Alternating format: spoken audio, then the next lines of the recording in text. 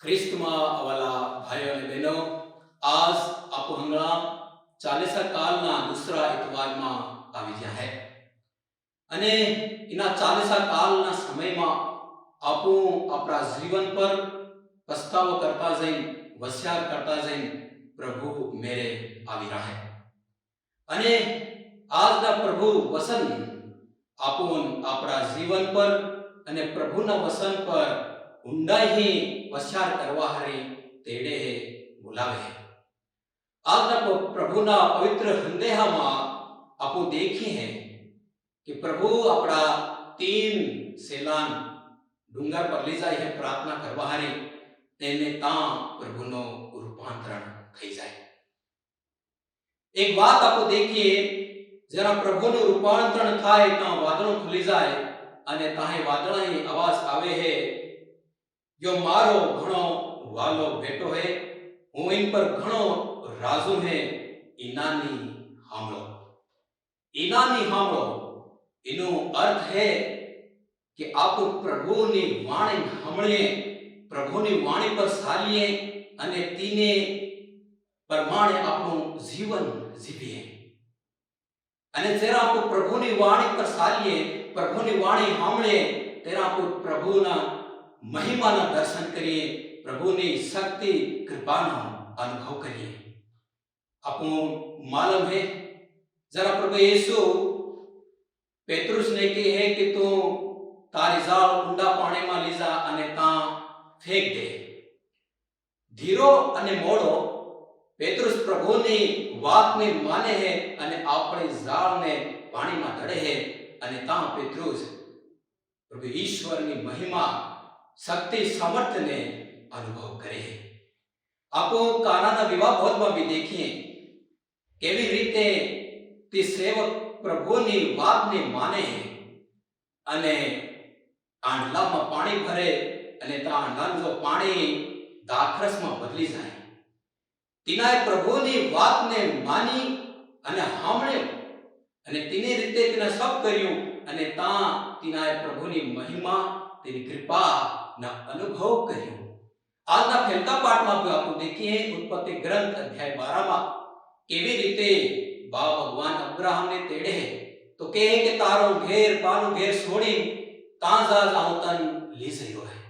Abraham બા ભગવાનની વાતની વાણી પર માને है, સાંભળે है અને તેને અનુસાર આગળ बढ़े है અને તો આપણા જીવનમાં પ્રભુની કૃપા આશીષનો અનુભવ કરે અને એક ધર્મી અને વિશ્વાસનો બા કહેવાય है।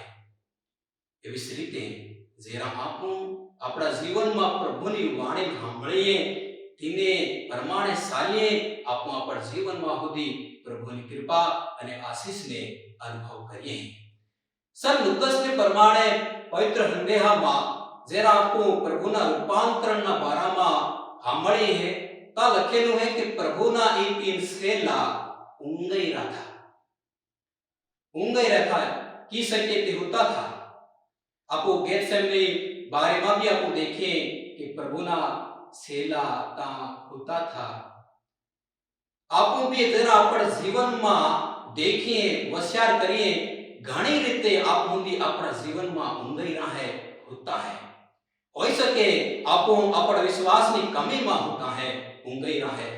होई सके हूँ मार घर परिवार में मार भाई हाथे असल तरह ही व्यवहार नहीं करी रो है, दिन में ઊંઘઈ रो है।